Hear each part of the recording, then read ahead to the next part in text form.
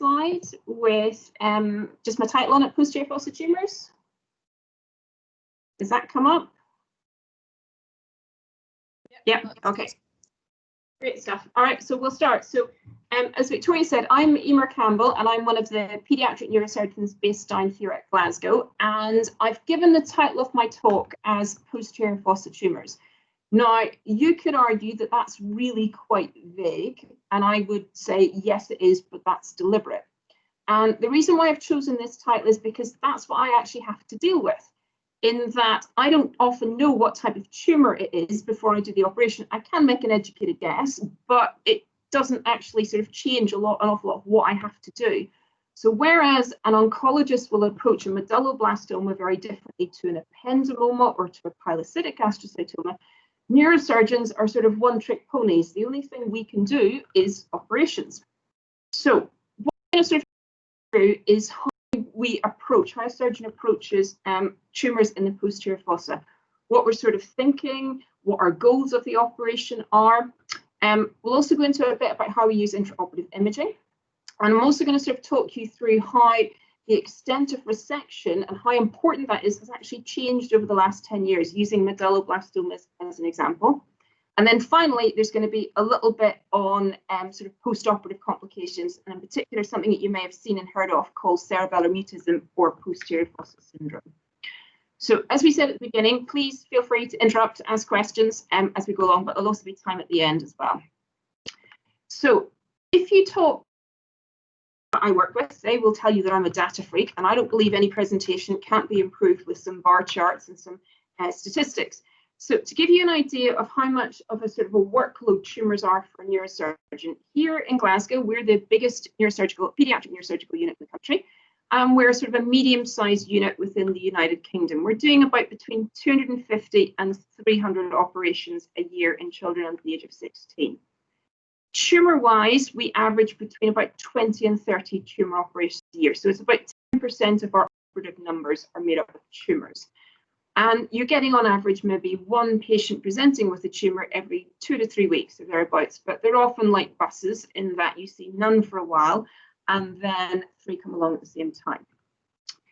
But it's important to remember that a tumour operation is usually the best part of a day for us in terms of doing an operation. So in terms of time spent in theatre, I would actually sort of estimate it's probably about a fifth of our time in theatres actually doing tumour operations, even though they only make up about a tenth of our total numbers. In terms of where our brain tumours are, they can either be supratentorial or in the posterior fossa. And it's about a 50-50 split. Year to year, it will vary quite a bit. 2017 was the year for the posterior fossa tumour, but it's on average about a 50-50 split. In adult neurosurgery, it would be completely different, and there'd be far more supratentorial tumours than there would be posterior fossa tumours. Final chart, what types of tumours are we talking about in the post fossa? And these are our own numbers. Commonest type at the top is a pilocytic astrocytoma, usually coming from the cerebellum. Then the next one down is medulloblastomas or PNETs, primitive neural ectodermal tumours. Then we've got your glioblastomas, your astrocytomas, and that includes your DIPGs, diffuse infiltrating pontine gliomas, and ependymomas are about the same number. And then everything else is an awful lower, sort of, and ATRTs right down at the bottom. So briefly, clinical presentation. What symptoms could a child with a posterior fossa tumour have? This isn't an exhaustive list. They can have some of these, many of these, or all of it, or none at all. So the two main types are either hydrocephalus or a focal neurological deficit. So they develop hydrocephalus because the tumour blocks the flow of CSF. And classically, that's described as giving a headache, which is worse when you cough or when you bend forward. It's also often worse in the morning. There can be associated nausea and vomiting with it. They can have visual disturbance, so they may complain that their vision is blurred because they've got papilledema, or they can complain of double vision because they've got a 6th nerve palsy. Also, however, they can present with a decreased conscious level or in. Now, there is a number of, it's sort of a little bit of a beware of the child with unresponsive episodes. There's a sort of a misconception that if you've got hydrocephalus and your intracranial pressure is high and it's affecting your conscious level, it will do that sort of continuously. Your conscious level won't fluctuate. And that's actually not true. We often see children presenting where their parents describe them as having unresponsive episodes. And it's sort of thought, no, that can't be sort of raised ICP because it's not a continuous thing. But everyone's ICP will constantly change. And so it's entirely possible that that's a presentation of hydrocephalus. We've had one instance of a child who was brought in with a neurological deficit and also unresponsive episodes, who was admitted for a planned scan the following day, but had several unresponsive episodes overnight, which turned out to be a respiratory arrest. And ultimately, despite us trying to treat with her hydrocephalus and her postfoster tumor, she didn't actually recover. So always beware. Don't just think that because, well, it waxes and wanes, it can't be raised ICP. Of course, in younger children, raised intracranial pressure is a much more subtle sign. You're looking at the head circumference increasing in size if they're under the age of 1. You're looking for if they're just irritable, failure to thrive as well. The focal neurological deficit arises depending upon what part of the brain is affected. So if it's mainly the cerebellum, you'd expect cerebellar dysfunction. So they might have dysarthria, they may have some difficulty walking. Whereas if it's more of the brainstem that's being affected, then it could be causing them to have a cranial nerve palsy or long tract signs, which can give them a hemiparesis or a hemiplegia. Also, just remember that if a child was doing something and has then stopped doing it, you've got to consider that to be a focal neurological deficit. So if they were walking and then they refused to walk, I would treat that as being that's a neurological deficit, even if on formal examination, it's not obvious that they've got a definite weakness. Similarly, if they were, sort of eating solid food and then they've stopped, you've got to sort of think, could that be a cranial nerve palsy? And finally, very, very occasionally, we get it presenting as an incidental finding, which is quite unusual. Investigation-wise, it's either going to be found in a CT or an MRI scan. Our preoperative workup will always involve an MRI brain and whole spine with and without contrast. So if you happen to be sort of the person who's actually sort of ordered the scan, the radiologist has come and said, oh, that non-contrast MRI scan shows a brain tumor, we do sort of ask, oh, can you get the contrast study done and the spine scan done as well, just because it helps sort of speed everything up for us. Once we've got the diagnosis, the patient gets referred to us, and we've got a number of decisions to make. And to do that, we have to get the patient to us as swiftly as possible. So if they happen to be outside, they're not in the Children's Hospital here in Glasgow, we will arrange for them to be transferred in, ideally on the same day or in sort of the next day if it's not possible. If they happen to already be admitted to the Children's Hospital, they will go up and see them on the ward and arrange for them to be transferred across to Ward 3A. There's two main reasons for doing that. Firstly, we need to decide, do they need emergency treatment? And that's pretty much, do we need to treat any hydrocephalus that they've got? And that decision is based on how that child actually is, and you get so much information from simply seeing them. So you go up, you sort of looking at them from the end of the bed, doing a quick examination and getting their GCS, as well as taking a history to decide, do I need to be treating this child? But secondly, and probably much more importantly in the long term, it allows us to begin to explain the diagnosis and also what our management plan is to the parents. For myself, colleagues, a parent having to hear that their child has got a brain tumor is an earth-shattering moment. And they will have lots and lots of questions very, very quickly, which if you don't normally look after brain tumors, it's always going to be a struggle to actually answer. And so getting the parents across or the patient across to us and meeting the parents is just one way that we begin that process of them realizing that, although this is a very a new thing for them, they're in a place where we know what we're doing and we've looked after lots of these patients before as well. So that's the main reason why we try and get them admitted to us as quickly as possible.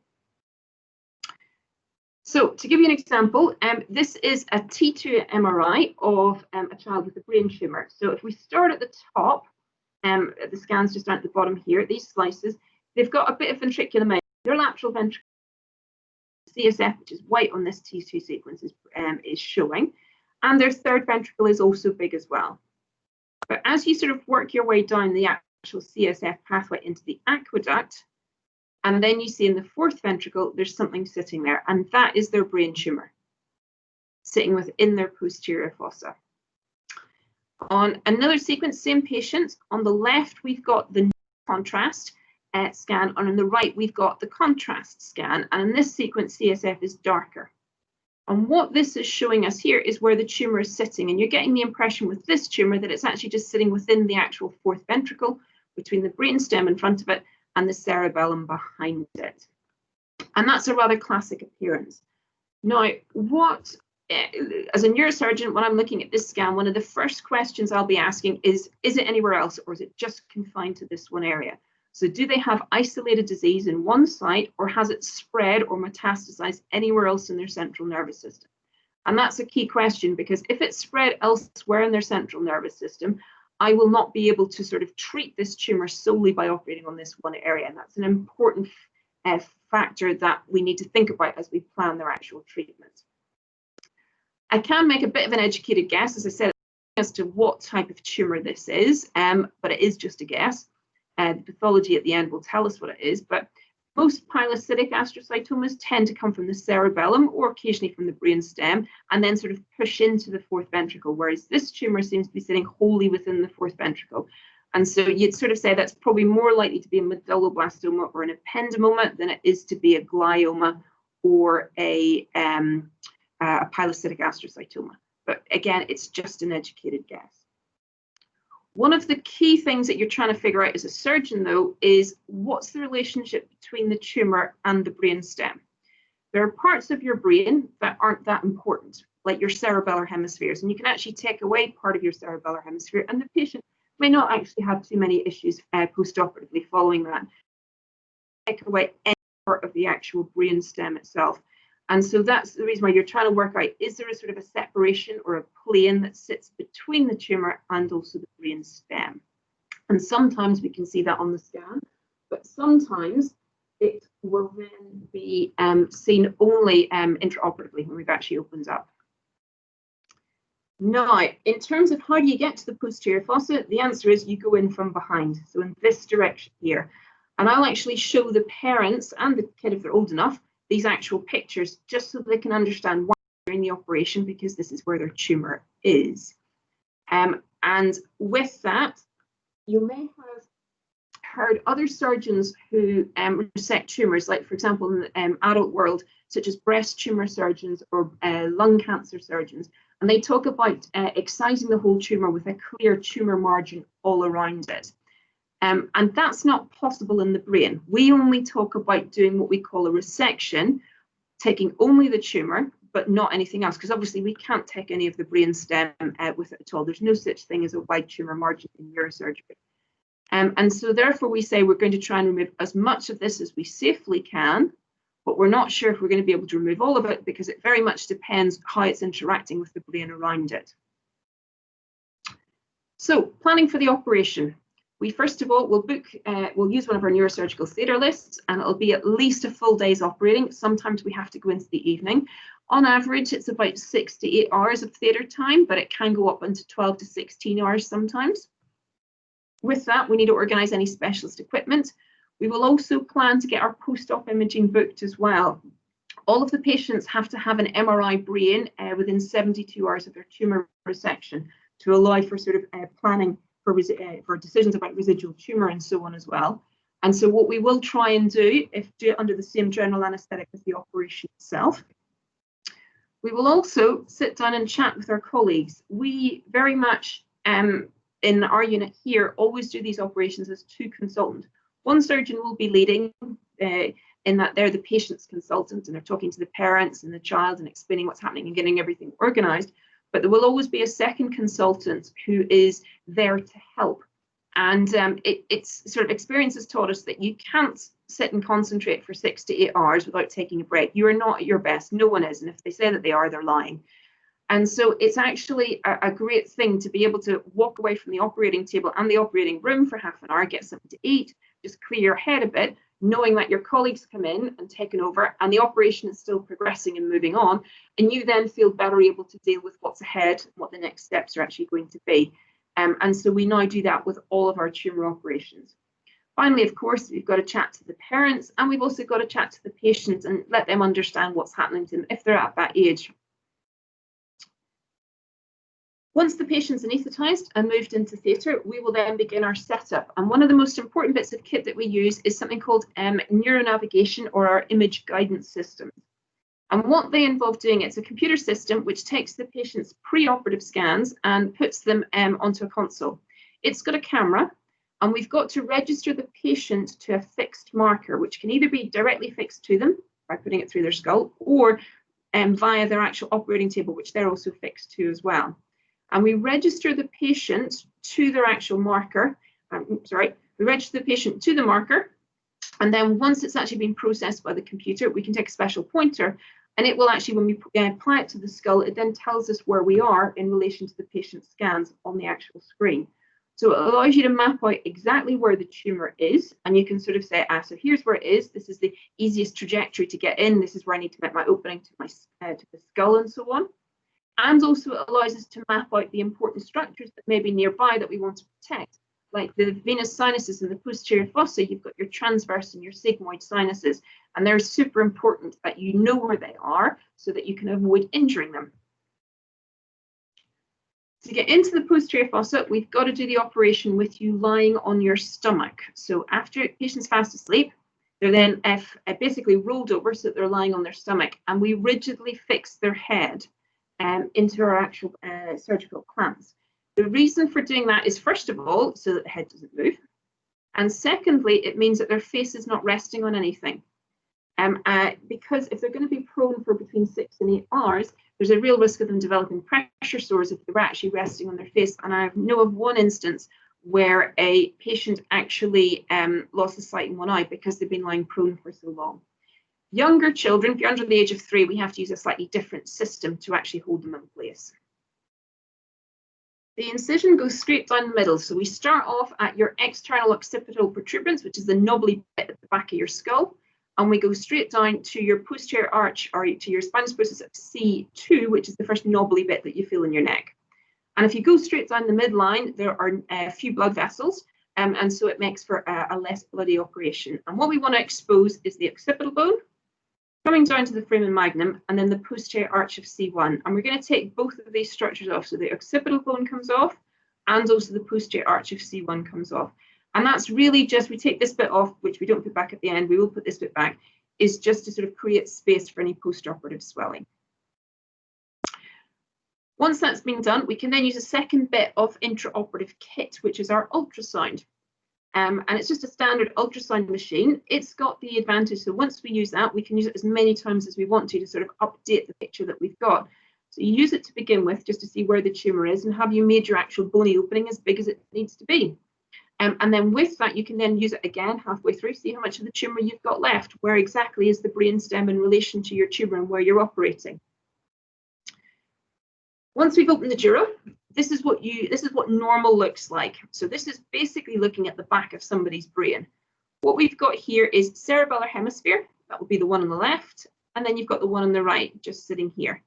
And then in the center, you've got the cerebellar vermis, the midline part of the actual cerebellum. And then here, you've got the brainstem, which becomes the spinal cord. And if you sort of just gently prise apart the cerebellar tonsils, you will then enter the fourth ventricle via your foramen of Magendie. And that's the way in to get a tumour. Now, happily, often when you've got a tumour, it can look something like this. So same view as before, there's your left cerebellar tonsil, and there's your right cerebellar tonsil, and they've effectively been almost pushed apart or splayed apart because this is your tumour. Sitting here, just coming out of the fourth ventricle. That's your actual brainstem, or the top of your spinal cord just here. So that's it going into the foramen of Magendie. So the first steps of the operation involve just gently freeing up so you can separate the tonsils a little bit more. And then you're going to lift up the tumour and see if it lifts itself off the brainstem. And if it is, you can slide a surgical patty in underneath. And at which point my heart rate will fall by about 20 beats per minute. Because what that means is that at the moment, between me and the brainstem, I've now got a surgical patty. So I can begin to take away parts of the tumour, knowing that before I hit brainstem, I will hit my surgical patty. There's a barrier there to actually protect the brainstem. And so the tumour resection can proceed a little bit more easily and swiftly as well. If that's not possible, what we'll actually do is sort of almost go in from above with a bit more manipulation of the cerebellum to see if we can see the brainstem from above rather than going in from below. As I said before, we're not sort of just taking this away en bloc, lifting it out completely. We're actually removing it piecemeal. So it's a combination of using both our sucker and diathermy, and also we have devices like this. This is called the Cavitron Ultrasonic Aspirator, or CUSA for short. Basically, it gives high-frequency ultrasound, so it pulverizes the tumor before it sucks it back up again. And that's how we go about removing just the tumor and nothing else, not the brainstem, and ideally not the cerebellum, although, as I said, we can sacrifice parts of the hemisphere if we need to for access. But a problem that we have intraoperatively is that our MRI scans on our neuronavigation system become less and less accurate.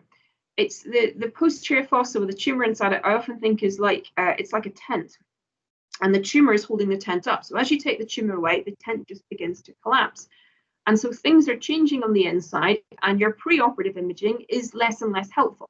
So the solution to that is, well, let's get some more imaging intraoperatively. And you can use your ultrasound for that, or a much more expensive and more accurate way of doing it is to do an intraoperative MRI. And this has really come online in the last sort of 5 years in this country, about 10 years in the United States. And an intraoperative MRI suite is a whole sort of, you have to rebuild your hospital around it, consists of an operating theatre, and then the operating table can just slide directly into the scanning room. You don't even have to close the wound, you can simply pack it. You get your scan done, and then you slide the patient back out again and you finish off your operation. And so it can be really useful, for example, for trying to work out, well, how much sort of tumor resection have I still got to go? You can do it at the end of the operation when you're trying to work out, have I taken away all of the tumor? Have I done a complete resection? You can, of course, update your neuronavigation system. And if what you've been doing is a biopsy, you can confirm that you've taken the biopsy from where you wanted to take it from in the scans. You've hit your target. Now, it's those that have it say it's wonderful, understandably, because it's cost them a fortune. But there is some evidence to support it as being a useful modality in tumor resections. This was a study from Tennessee from a couple of years ago of 168 children with tumors. About a third of them were in the posterior fossa.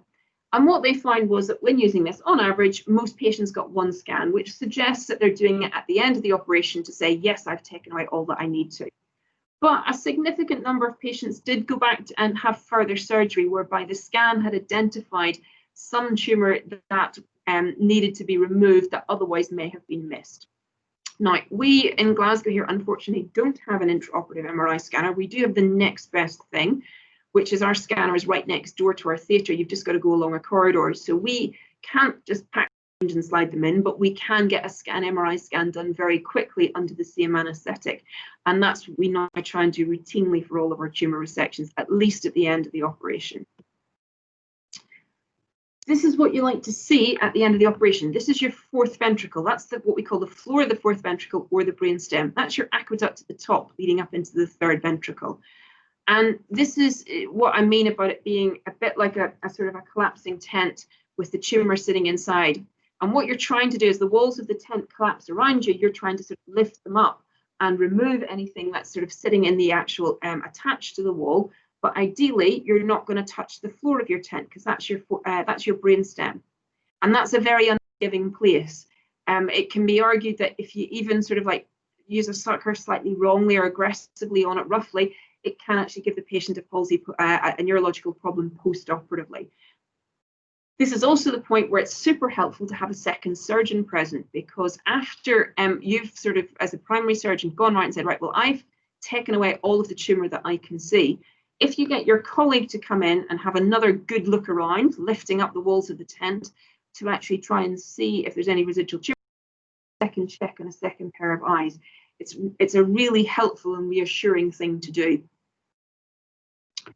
Afterwards, as I say, if we've got time, we will get the post-op scans done. So at the top, we've got the pre-op scans, same patient as before, with the tumour in the fourth ventricle. And these are then their post-operative scans. And there's some changes that you can see. The cerebellum has taken a bit of a beating here, just from the actual resection and the retraction, but that the tumour itself has actually disappeared and the fourth ventricle has collapsed. Same patient, the contrast studies, pre-op study, and then the post-op on the right.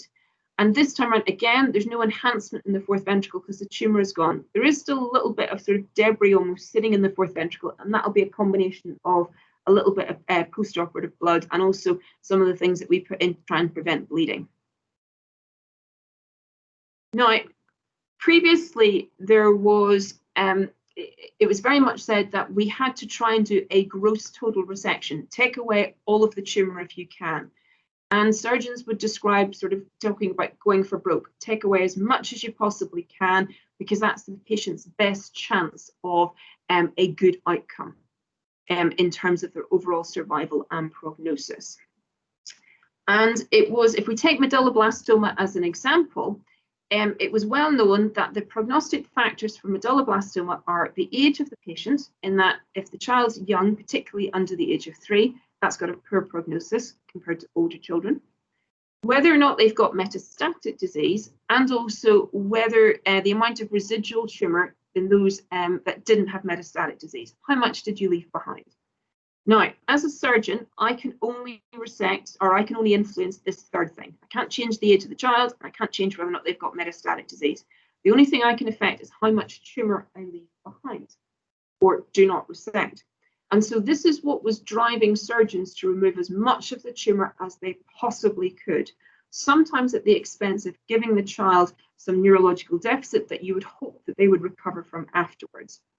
And it was studies like this from 1999 that this is the progression-free survival of patients who were over the age of 3 with medulloblastoma who didn't have metastatic disease.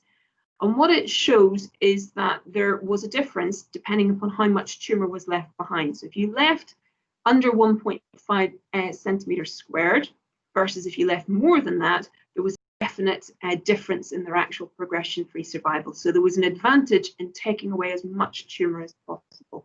And that's where, when I was in my sort of training 10 years ago, that's why we had to say, if you think this is a medulloblastoma, go for broke and take away as much as you think you can get away with.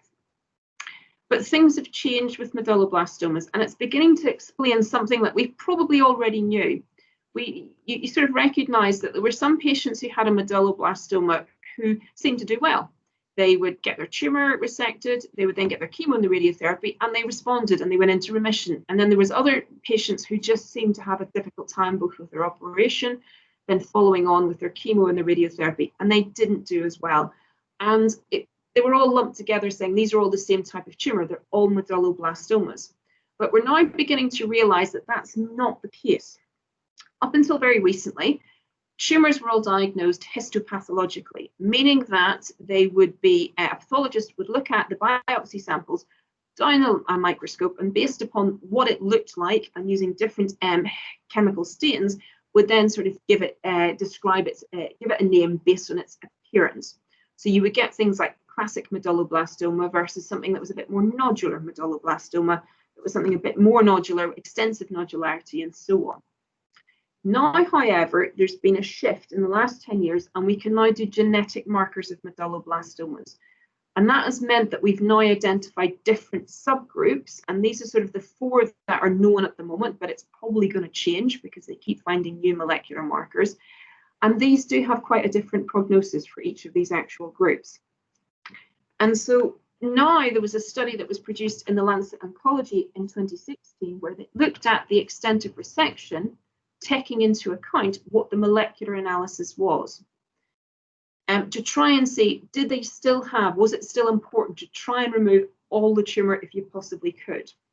So they first of all looked at the progression-free survival and the overall survival for all of the medulloblastomas that they had. And they decided that the surgical resection could either be gross total resection, where everything is taken away and the post-op scan confirms that, near total resection, which is where you've probably left a small amount behind, less than 1.5 square centimetres, or STR stands for subtotal resection. That's where you have left more than 1.5 centimetres squared. So you've got a decent amount of tumour has actually been left behind. And if you looked at all the different molecular subtypes together, there was a difference. So if you left some behind and did a, those patients had a worse progression-free survival or overall survival compared to those that had almost all of their tumour resected. But that statistically significant difference disappeared looked at the different subtypes. So for the WNT group, WNT group, there was no difference between if you left a bit behind or you left a lot behind. Similarly, for the what's called the sonic hedgehog group, that is the actual name of that gene, it also showed that there was no difference at all in the actual overall outcome.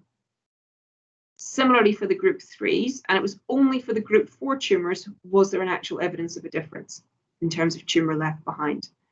And so that has actually changed the mindsets of surgeons, because now we don't talk about absolutely taking all the tumour away, we talk about maximal safe resection.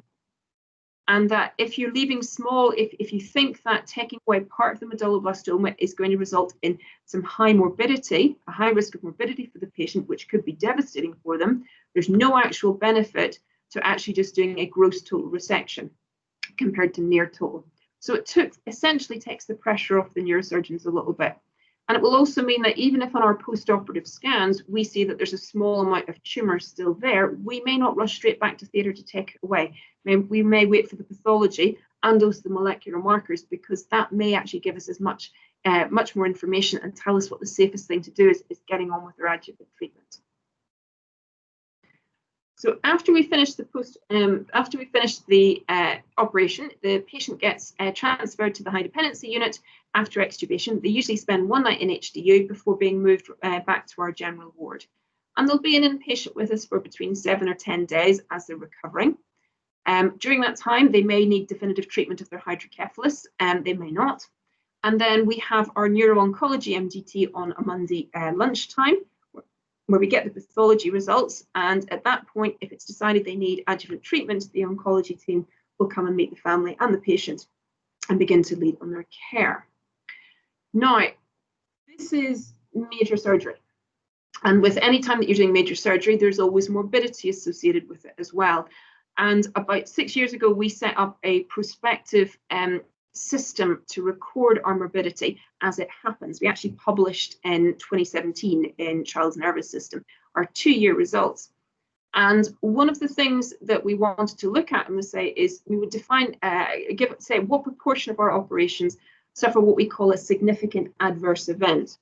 So a significant adverse event is one in which there was an unexpected event which had negative consequences for the patient, which wouldn't have been expected to happen if the operation had gone as well as could have been reasonably expected.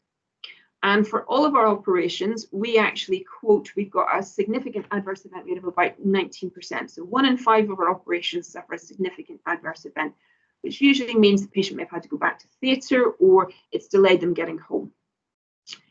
For tumours, however, it's actually a bit higher, and it's about as high as between 1 in 4 and 1 in 3 patients who have a tumour resection will actually suffer a significant adverse event. Now, those figures look pretty stark, and you go, that's not great. But the key question is, how does that compare to other units? And 2 other units in the world use a very similar system, the Sick Children's Hospital in Toronto and Nijmegen in the Netherlands.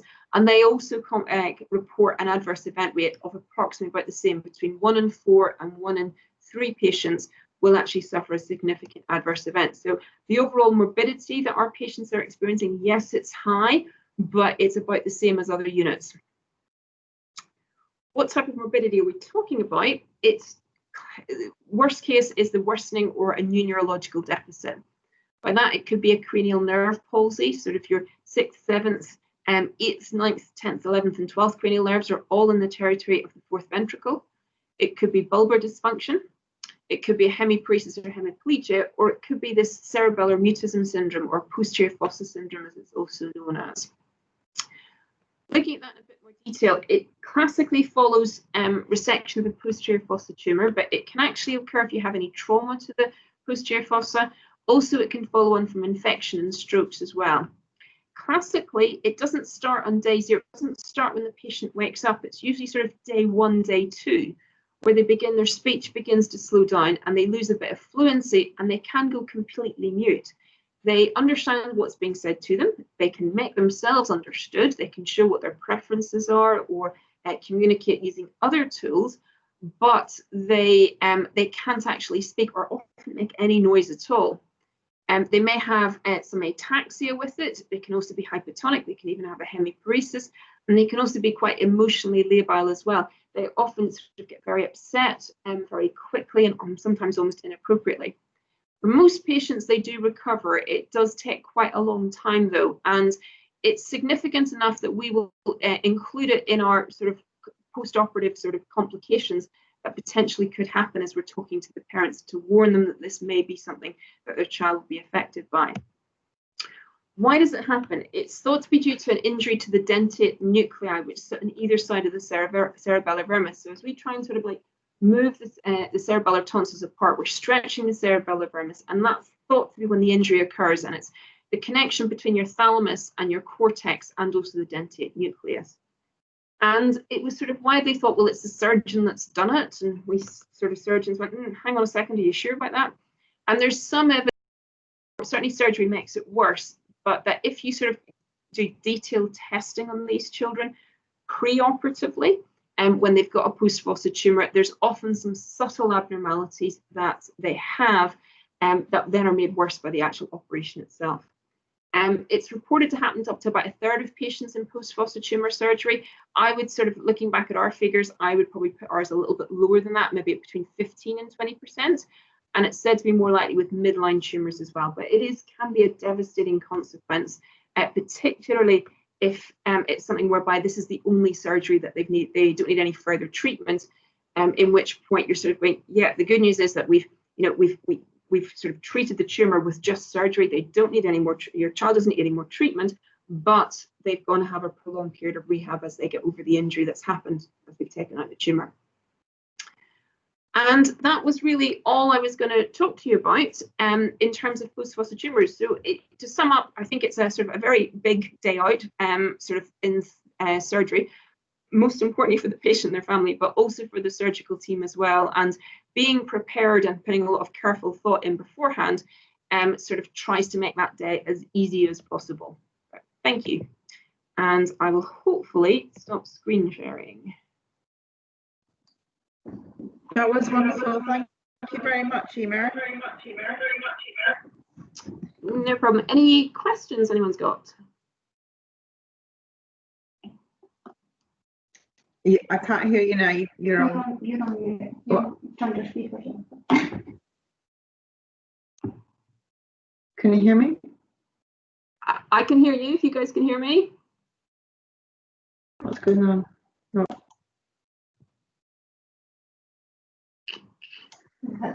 Can you hear me? Yeah, can you hear me? Sorry, yes. Sorry, I don't know what was going on there. Does anybody have any questions for Emer to answer?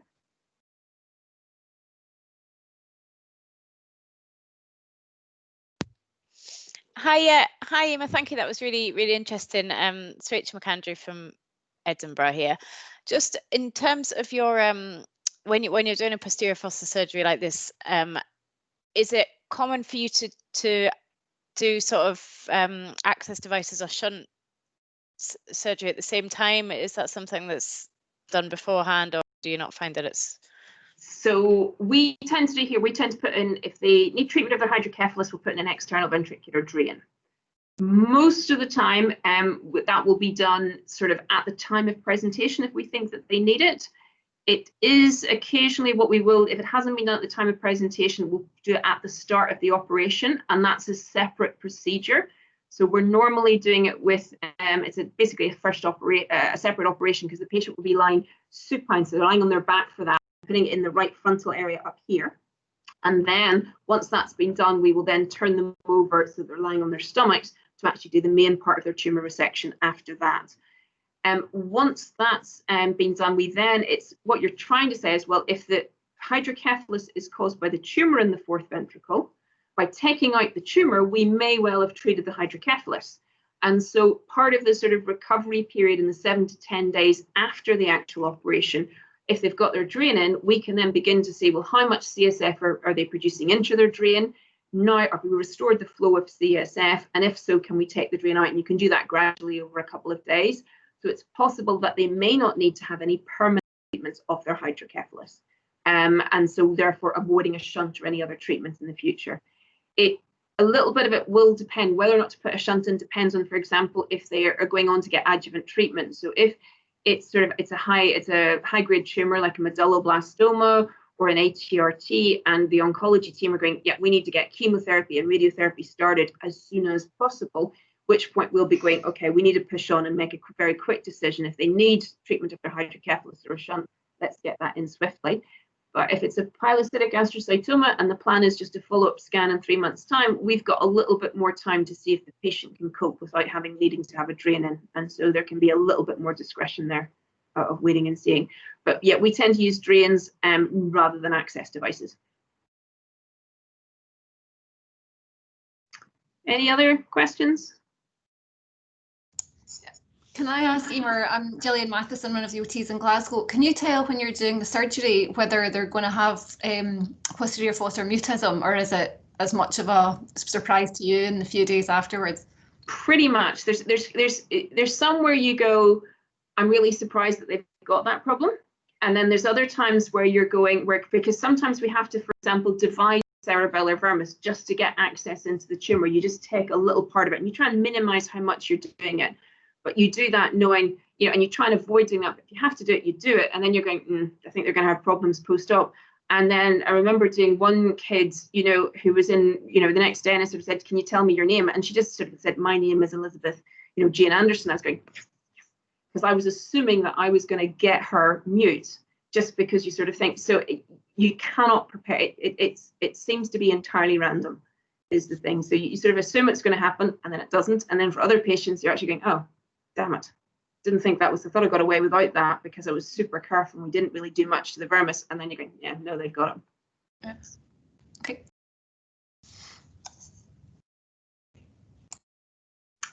Anything else? Any other questions?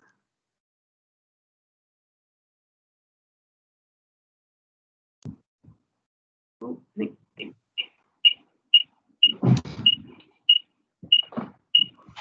Well, thank you very much, Emer. So this will go on to the YouTube channel, the MSN YouTube channel. And I'm just wondering if everybody who participated or who watched Emer today, if they attached a SurveyMonkey. It's just a few short questions if you're able to just take a couple of minutes to answer, and it will help with future teaching sessions for us all. Thank you. No problem. Thanks very much, everyone, for your time today. Thank you. Bye-bye.